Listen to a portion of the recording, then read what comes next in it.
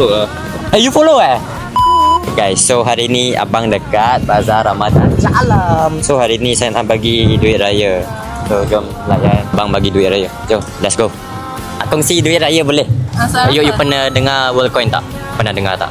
Tak pernah. Okay, tak apa. You ada follow Bos Mojo tak? Kalau ada, I bagi 2. Bos Mojo. Alah, tak juga. Okay, tak apa. Sekarang follow sama saya bagi 2. Okay, follow sekarang I bagi 2. Kalau ada banyak tapi random dah. So kurang-kurangnya ada 20. Okay. Dah follow. Okay, thank you kak. Okay, selamat hari raya. Hello bang, I nak kongsi rezeki boleh? I nak tanya 3 soalan. Bang kena jawab, kalau abang betul saya akan bagi 3 boleh. So abang pernah dengar Worldcoin tak? Coin. Tak pernah dengar. Okay, tak apa. So abang ada follow Bos Mojo tak? Kita Tak ada. Okay, tak apa. Abang follow sekarang I bagi. Okay, nah, selamat hari raya untuk you. Okay, thank you.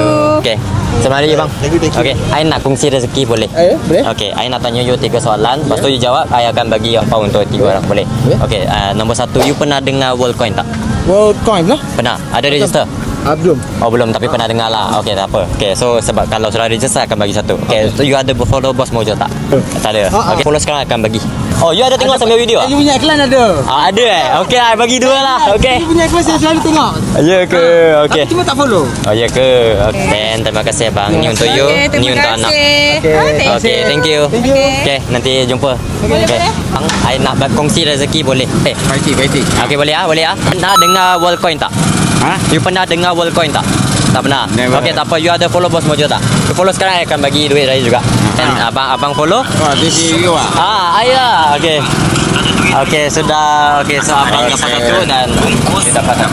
Okay, thank you bang. Okay, ke soalan. I bagi you duit raya, tapi you kena jawab 3 soalan boleh? Bang pernah dengar Worldcoin tak? Pernah dengar tak? Pernah. Dia macam mana? Dia macam crypto punya tu lah. Betul. Okay, so kalau verified dia akan bagi free token. Okay, so ini memang digital ID lah. Okay, so okay. Dan abang ada follow Bos Mojo tak? Okay. I follow lah.